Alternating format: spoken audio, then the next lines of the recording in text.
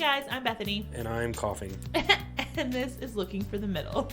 My voice is going downhill quick. I will try and project.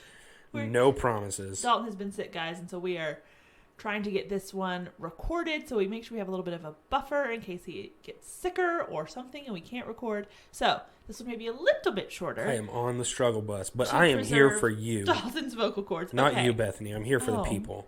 Okay, I'm used to it. You're never there for me. Wow. Friends theme song, not you. No, the beginning of the Friends theme song is me. When it hasn't been your week, your month, or your day, your week, your month, or even your year. No one's there for me. Oh, wow, that took a turn. We always take a turn. You have a little housekeeping to do. I do. Housekeeping. Social media, Facebook group, newsletter. Those are my three things. Follow us on social media, Instagram, LFTM_podcast.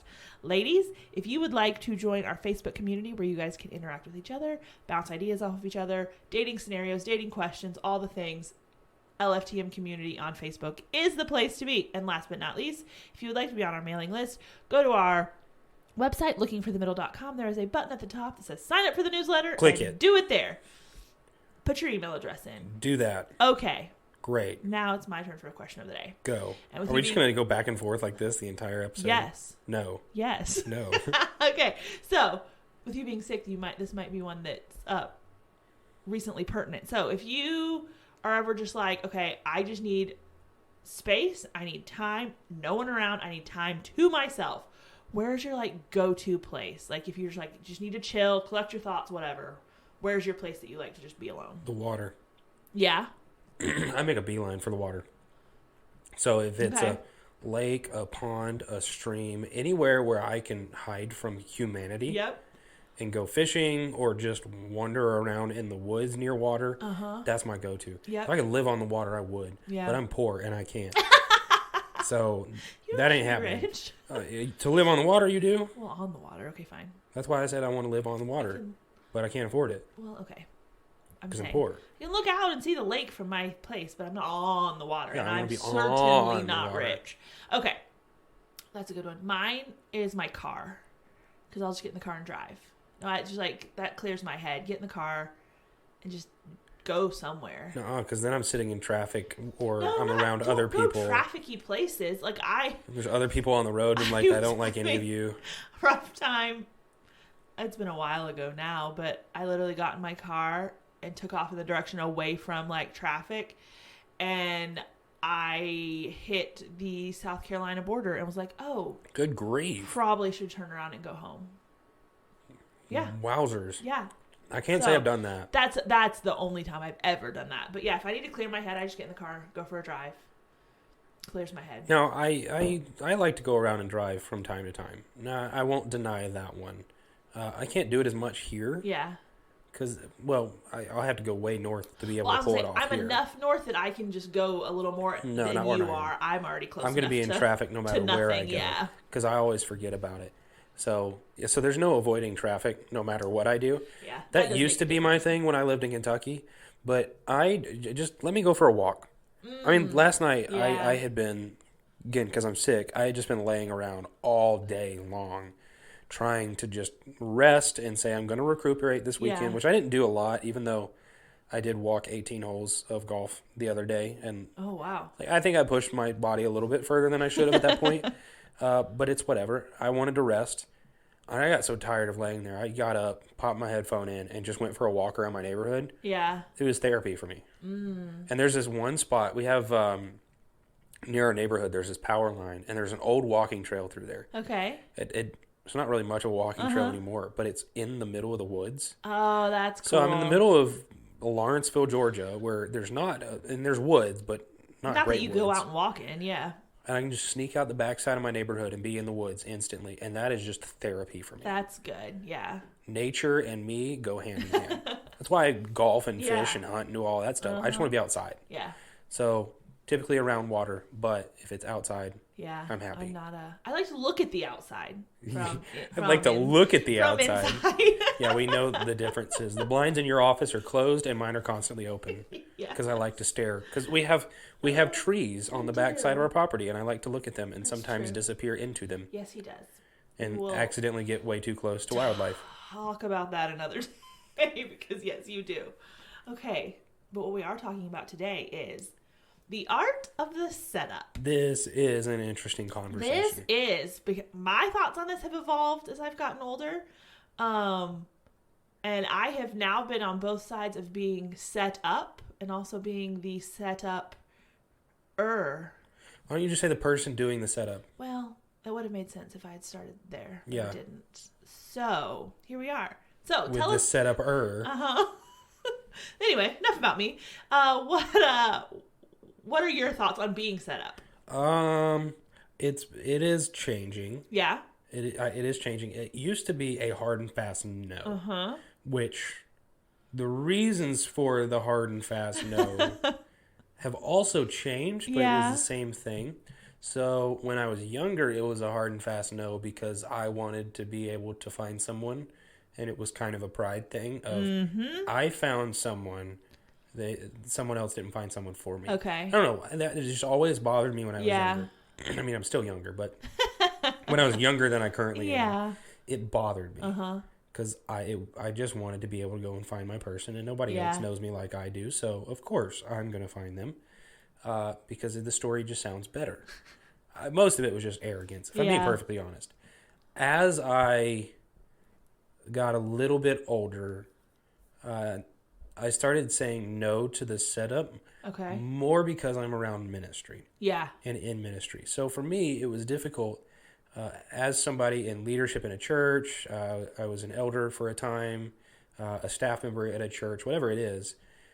It can get really messy really quickly. Uh-huh. So people are always going to want to set you up in the church. You've got little old Uh-huh. ladies that want to set you up with your The most granddaughter, well-intentioned. and you've got aunts and uncles that want to set you up with their niece, and And the person who talked to the guy visiting the church who's been here twice and they talked to him once after church who just thinks you'll be perfect together. that, and then you got friends that go to another church that think they have someone for you, and all of this stuff. And for me, it's messy because, especially in my church, I'm still pretty hard and fast no in my church. Yes. I still stick with that rule across the board, but definitely on the setup, because there's a point in which people think they have control. Mm-hmm. So if they set you up, they get to have a lot of say in the matter Yes. around your ministry. Yeah, that's around what- my yeah. ministry. Well, and that's something I was thinking about for it'll be later on when we're talking about how to do this well is there's this transition of control over the situation that needs to take place, and when and how that happens can be very what's the word I'm looking for? Instrumental or influential in how things Yes. end up playing out, I think. Yes. Yeah. Yeah, we'll get there Yeah. later on. So historically, I've been a no around church ministry. But then when it came to at different churches, I for some reason was still a no because I felt weird about it. And I don't know why I felt Yeah. weird about it. Yeah, we'll talk about it. Because, have thoughts in a again, I second, think it's a little bit of a control issue and a little bit of a pride issue of I just want to be the one that found somebody. Recently, I've started to turn a corner on that one and say, all right, look, there are people that know me really, really well that I think know me enough to be able to say this is a good fit, this is not a good fit, or this is worth a shot, see where it goes. I think, did I say it on the show that I was finally, or did I just say it to you in private? I don't know. I don't remember if I said it on the don't show think or you if I said said it it in on private. I was jokingly saying to you, I wish my friends that knew me really well would just finally say, Yeah. here's a person for you. And that was the first time I had said that, and you looked at me and went, whoa. All right, let's backtrack Yeah. here. So Yeah. I've turned a corner, and I've grown to be okay with a setup with the condition that the people have to know me really well. Yeah. If we're not super close and you just say, oh, I got somebody for you, sorry. Yeah. Heh. And I think it's okay to tell people, hey, I really appreciate it. I have a couple of people that I've let set me up, or I would let set me up, whatever your situation is, but I'm just not comfortable with it across the board. That's fine to tell someone, I think. So before we go into the history, our history with the setup, what are your thoughts? What were your thoughts? What are your thoughts on the setup? Mine are similar to yours, except mine wasn't this like I mean, there was pride involved, I think, in my, well, I don't want to be set up, but it wasn't I'm going to do this on my own. It was more of a, I don't know. This was wrong of me. So I think to me, it kind of reeked of desperation in my head. Because in my head, what it said for someone else to set you up meant you've obviously failed on your own and you need help. Which is not right. I'm not saying that. So if you've been set up and are happily married, don't think I'm saying you are all desperate. That was, I think, influencing it in my head, though. Yeah. And so that I was not in favor of it for a really long time. Ironically, though, the older I got, as my desperation levels increased, the more okay I got with being set up in a very weird, ironic turn of events. And I'm being kind of tongue-in-cheek, but like, in all seriousness, the older I got, the more I was like, who cares how you meet someone? If someone legitimately has someone that they think would be a good fit for you or that you might hit it off with, even if you don't know, go to dinner with them. Talk to them. What could it hurt? Unless it's a situation where you have, control forever being dangled over your head, and I just stay away from that. But if it's a pretty, hands-off, low-pressure situation, it's just like, hey, I think you two might hit it off. Okay, now you two go from there. What could it hurt? I don't know. That's where I'm at now. Yeah. That's interesting. I think that I had more of that thought process. Yeah. I just didn't know how to word it. Because it did feel at the time where, well, if I can't do it, you're admitting defeat. I'm admitting defeat. I'm like, no, I'm not. Yeah. I think I put pity into the equation when there wasn't any. Yeah. I'm just trusting the community around me. Exactly. So that's the corner that I've turned. Mm-hmm. Now, the history of it, because I've just recently turned this corner, it's a newer phenomenon to me. And one that I'm learning as I go. So I think the double setup at this point, the double setup sounds weird. No. Been set up twice. Yeah. At this point. And the first one it wasn't any issues there. Yeah. There wasn't a click, which is fine. Which is not I mean, both people kind of communicated the same thing. Yeah. We enjoyed spending time together, but we weren't 100% sure. If you're not 100% sure, don't go for it. Yeah. And there was no issue with that. But the good thing was the people knew me well. And they knew what might work and what might not work. And were honest about all of the above and said, here you go, see what happens. Mm-hmm. Yeah. I think that's the way that it should happen.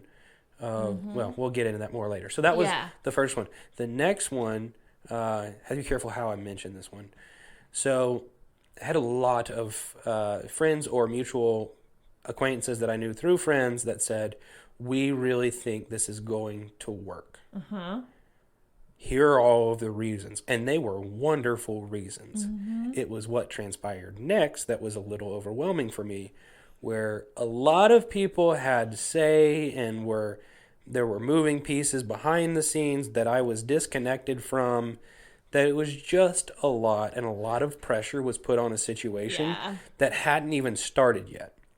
People get excited. Yes. And they get way off down the road because, not that there's no skin off their back, but there's not. They can get their hopes up and run wild with things, and at the end of the day, it doesn't matter to them. Yes. So, you have to be careful. So you just have to be careful around that one. Yeah. And I think part of it left both parties in the situation going, what the heck is happening? Whoa. Pump the brakes. Yeah.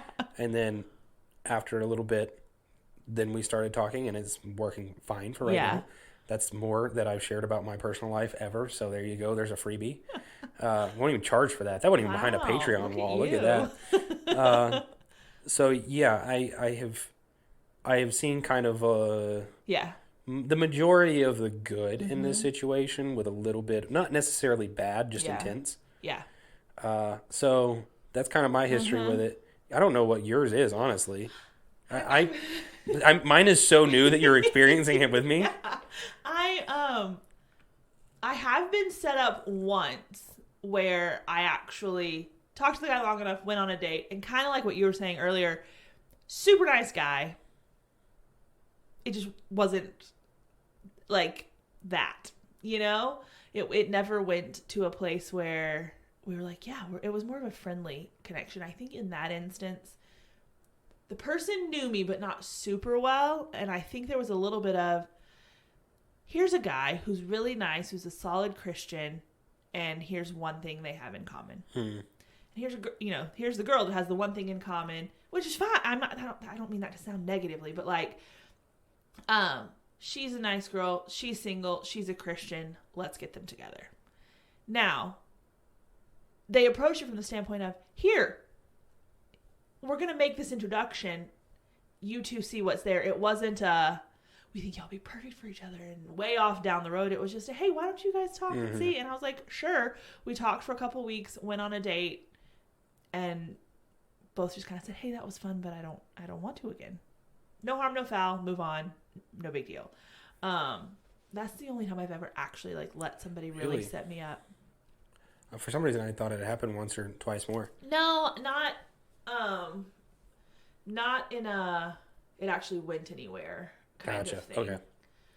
There's I know this person or that person, or what about this, what about that, and it just never went anywhere. That's the only time that actually I would say, yes, I was set up and went on a date. Blind date kind of thing. Yeah. So I think this takes us then into the actual process of it. Of what have we titled this? The art of the setup. Yeah. How you actually pull this off, the do's and the don'ts, because we're always really good about saying, here are the problems, and we never give you a solution. Yeah. So here's some solutions or some practical helps yes.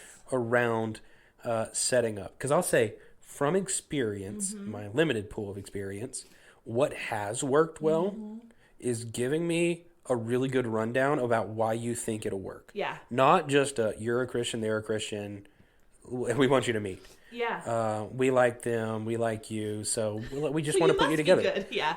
That's not what I've experienced. That's what I learned from that is, okay, if I ever was set up again, I would want some more information up front. Well, and that's what I said. Give me reasons. Yeah. So why do you think it'll work? Don't just tell me we love this person and we love you and we think exactly we want you together. Yeah. We personally want you together. Give me reasons why you think it would work. So obviously you're both Christians, but give me more details on that. Oh, you're walking in a similar season of life. You're like-minded on a lot of these things. Oh, you have really similar personalities and a lot of similar interests, and you're in a similar season of life. Now you're giving me information, and I'm going, interested, yeah. Huh. All right, these are things that I have been looking for. Let's give it a shot. So I think that would be, what are some of the things that you would say, maybe within what I just said, that you would give someone, if you're setting them up, you would give them and say, this is why I think it'll work. Yes. For me, if I'm just in general, evaluating, I wonder if so-and-so and so-and-so, or just kind of thinking it through, that's my thought process of before I would ever even say something is I'm not going to waste their time and make it awkward for me and then either party by just saying, hey, go out with this person, and then it's weird. So I'm sitting kind of like that. I'm sitting there thinking through, okay, at least a couple of things that aren't, you're a Christian, they're a Christian. Things that everyone is, I guess. Yeah. A couple or three things that I can latch onto that are like, oh, these are unique potential compatibilities. This is something that I can say very specifically about you and very specifically about you that I think would work together. Whether it's personality, it may be an obscure interest even. Both of you like this particular thing, or both of you like food and you like this specific type thing, like something which I think goes to your point then of you have to know the people well, because if I don't know you well, I'm not going to know what those things are. And so before I would even, because I have set somebody up, but I had other people saying, oh, what about this, what about that? I was like, well, I don't know, hold on, and kind of dug into a little more. And then I was like, well, okay, maybe. Because I'm very much against the let's just throw two Christians together and they should be able to figure it out kind of setup. That's not how that works. It's not fair. I think, you definitely hit what I was hoping we would get to pretty early on is you got to know both parties. Or at least you got to know people that know both parties. Yes. So if you are on one end of the spectrum and go, I know this person really well, but I don't know the other person well, you need to know somebody that knows them well. Yep. And say, hey, is there even a potential for compatibility here? Because if you're just at the baseline values of saying they cute, they love Jesus, and that'll work, Yeah. That's not going to happen. Uh-huh. You need to know them well, or know people that know them well, that can speak about their characters, speak about their interests, and the season of life they're in, and say, this is why it would work. Or going, no, that's actually not going to work the way you think it is. Yeah. Well, and I think it's fine to even go into it saying, hey, here's these good things. FYI, here's something that I see as a potential not red flag, but maybe a potential tension point, or this might not be compatible, or you might not like this. I think it's fine to tell them those things too, because they may say, yeah, actually, I dated someone before that had that same thing, and that really is a no-go for me. Or, yes, I've experienced that, and that really isn't going to work. And then you don't even go there. So I think you have to be careful if you're setting someone up. Just because you might really want this to happen, don't sugarcoat it or push aside things that might be possible negatives because you want it to happen so badly. That's not giving a fair and accurate picture, and it puts a pressure where there doesn't need to be one, I think. So that's kind of the prerequisites for the setup. Yes. Is you got to know both parties well and know the expectations. So going into early stages of the setup, what would you say are important things, like as you're communicating, to do and not to do with both parties? I think, and this is just coming from me having dealt with the opposite of this, is I like to know or just ask point blank, hey, are you open to being set up? That's an important question. As opposed to, oh my word, I have this person. I don't want to assume that on someone. Presume upon someone. You know what I mean? Like, I don't want to just automatically make it into this thing where I have this person and they're, in a weird sense, rejecting me. I don't want to make that awkward for them. And so I either will know because they've told me, or I'll ask, hey, what do you think about being set up? Yeah. And then gauge it from there. I think that's really important for a whole lot of reasons. A, because of what you mentioned of don't just assume something. But on the other end of it, what could happen is, all right, well, I tell party A, I've got somebody for you. I tell party B, I got someone for you. Party A is good with being set up, and they're all about it, and they're excited. Party B is not good with being set up, and they're like, no. Well, you've already told party A, and now they're going to be upset with you. Yeah. So go into it knowing both parties are fully willing to be set up before you really go any further with that. I agree. I think the next step then is having the conversations with both parties. Okay, you're okay with being set up with this person and vice versa. Let me, like we said, give you the reasons why I think it work, and anything that you think might not work that going into it you just need to be aware of. And if they both say yes and okay, you need to establish the how of the setup. Yes, I think that's the next thing. And here's my thought on it. We talk about like online dating, and you think about all of that whole sphere of things. And it's called online dating, but you don't date online. No. The online dating apps and websites are introduction apps. They're ways of being introduced to someone. In a sense, eHarmony is setting you up with someone. But they don't have any sort of real ongoing input into your relationship. They have made an introduction. They have, especially with eHarmony, they have their compatibility thing. They're like, here's why we think you guys would get along.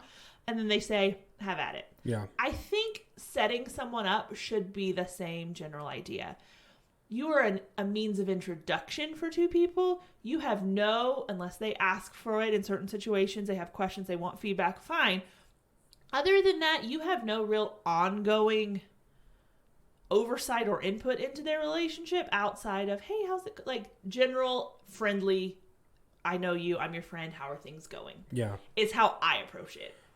And I think you can do that in a couple different ways. You can, if they're more the approach of let's do this thing in a group, dating community. Sure. Then be the group for them. Be the community for them. Yep. If you have some other significant other, you bring them along, or if you got a friend group, bring them into the mix. I mean, don't do it in a massive group because that's baptism by fire. But bring them in along in that way and say, you know what, I'm going to establish the connection. I'll bring you into the group and allow you to connect with them. Yeah. If they're not the group way and they're like, I got this, I can handle it, get them their phone number so that they can correspond and interact. Don't be the go-between. Back up. Yeah. Because I think where it can get messy is you're trying to operate as the go-between. Well, they said this and they said this and they're okay with this and they're okay with this and this time works for them.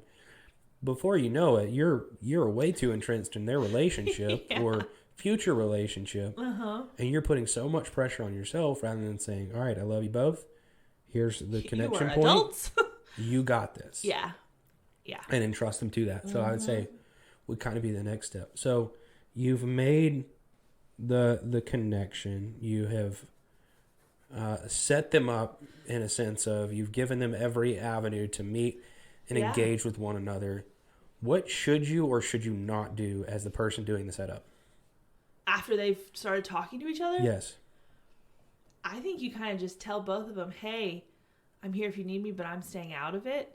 And I think you have to make it clear to both of them that they can tell you things if they have questions that you're not going to immediately relay to the other party involved. Like if I'm setting up a friend, I need them to know, hey, if I have a question, I can come ask you about, like, hey, they said such and such. Like, do you know? Like, they have a question, they have a concern, they have whatever. They can come ask you, and I'm not going to then run and be like, oh, my word, you're not going to believe what they said. Or, oh, my word, whatever. You know, she's crazy about you. She, you know, all those things I think they both need to know up front. One, also for their peace of mind, but also, two, so that in a weird way, if someone were to be looking to try to get information, like, you don't want to get into any sort of like potential manipulative whatever. Yeah. So for me, I'm more of a just back off kind of person. Now, if you want to text me and say, hey, how are things going? And I'll give you things are going really well. I'm enjoying getting to know them. I'm probably not giving you details. Yeah. Because I'm concerned about that side of it and that angle of it of being a reporting party, because we know, especially in the church, how quickly information moves. So I kind of will play it closer to the chest and only let my core few know what's going on. And a lot of times I'll tell the people that are not connected to the situation a whole lot more information than those that are. That's one of my biggest things. I want you to be able to just be happy that what you thought might work is working. Yeah. And check in and say, everything going well? Yeah. You all good? And then back out. Yeah, I think that depends too on, like, if you're setting someone up and you know them well, but you're not, like, y'all don't sit around and talk about their dating life otherwise. I think as a person setting them up, you can't suddenly be their BFF and expect to get all the details when that's not the kind of relationship you had before. I think that's fair. Whereas if, like, you're setting up your best friend with this guy that you've kind of gotten to know a little bit more, you're like, oh, I think they'd be good. Well, obviously you and your best friend have talked about that type of thing before. You're probably still going to talk about it more because that was already established. Well, and, I have a really close friend of mine that was set up probably several months ago by a good friend of his, and it's working out great. Yeah. But that good friend has just done exactly what we're talking about. I'm there if you need me. And even when they actually first met in person, they decided, all right, we want to do the community route. So they're there to kind of help initiate and keep conversation going and make it comfortable. But over the course of them meeting, they kind of slowly backed out of the situation too and let the two people just get to know each other in a better setting. That's perfectly fine. And that's a great way to approach it. You just need to not be controlling, I think, is a big thing. Yes. I think you can get so invested in these are people that you care about and you want to see it work that you can try to control every little detail so that you can... You're trying to force an outcome. You can force the outcome that you want. And you just can't do that. Because as much as you might want it to happen, God is sovereign and you're not. Yep. So it's your job to be the faithful community there and to encourage them, check their hearts when they're not thinking correctly, or encourage their hearts when they are thinking correctly. You just need to continue to move forward. Say, I'm here for you as a sounding board, as a piece of community, to be praying for you. It's not your job to try and manipulate an outcome that you want. Yeah, because everybody will say, oh yeah, I set them up. Now they're blissfully happy and all that. And that's the one thing that I would also say. Protect against pride as you're setting people up. Don't be so proud that you're the one that made it happen. That you put unnecessary pressure on it. Why don't you just be excited for the people if it works out, or say, all right, it didn't work out. No big deal. No big deal. Yeah. You just have to be really cautious around the setup. And I think it can be done really well and it can be done really poorly. If the end goal is to glorify God so that two believers can get to know one another and see if they're compatible for a relationship and for marriage, there you go. Great. Leave it at that. Yeah. If the end goal is for you to be right, probably back out. Probably other things you need to be working on rather than setting people up. Okay, so let's switch then to not the person doing the setup. Now you're the person who's being set up. I feel like there's a couple of different aspects of this. One, the mechanics of what do you do, what do you not do. But then there's also the mindset part of this one of like, it's easy when someone's telling you like, oh, I think this would be perfect and it'd be great and da-da-da-da, to get a little far ahead because here's this person who does know you well, who's like vouching for this. And so instead of starting at like 0, you're starting like at, 5 or 12. I don't know what scale we're talking about on here, but further down the road. I'm sorry, I'm still on your scale here. 5 or 12. That's such random numbers. I know. When you talk about 0, you're going 0 to 60 here. Okay, so don't start at 30. There you go. As I cough in the microphone. I couldn't stop that one. Sorry, people. The setup one is interesting from being the person that's set up. Managing expectations is massive. I will communicate no pressure. Yes. So even though we have friends setting us up, there's no pressure. It's a joy to get to know you, and I want to continue to get to know you and see whatever the Lord does with that. I think that's a great way to approach it so the other person doesn't feel that weight. Yes. Of, well, people said that we're going to be good together, so we got to make it work. Yeah. If it doesn't work, it doesn't work. And if it works, great. Great. Yeah. So go into it with, you can have expectations. Just manage your expectations well and have right reasons for them. Yeah. I think is one part of it. But as you walk into it, don't be 30 steps down the road when you don't even know this person.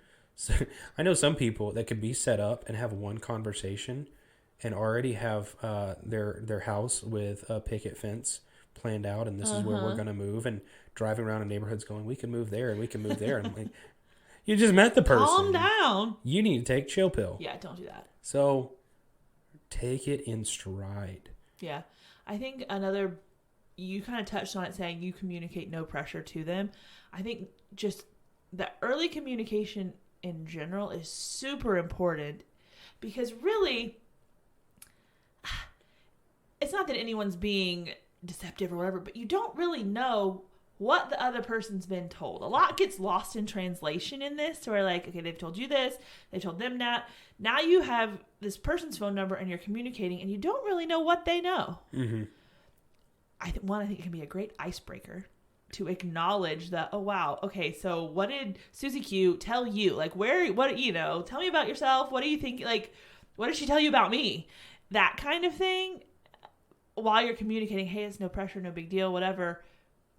Kind of set a baseline for where you're at because you don't really know, especially if the person's maybe closer to them than they are to you. You don't know what they've been told or what you know and all that sort of thing. Well, and it levels the playing field too. Very true. Because you could go into it knowing a whole lot about the other person, and the other person comes in with, I got 2 or 3 facts, and that's all I got. Yeah.